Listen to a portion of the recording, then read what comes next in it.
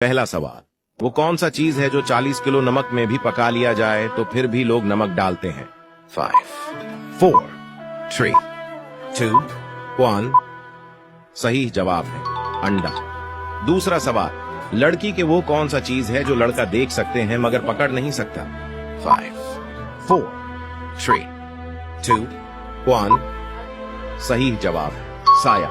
तीसरा सवाल, वो कौन सा चीज है अगर आपके पास हो तो जनाजा नहीं होता, अगर नहीं हो तो निकाह नहीं होता? 5, 4, 3, 2, 1।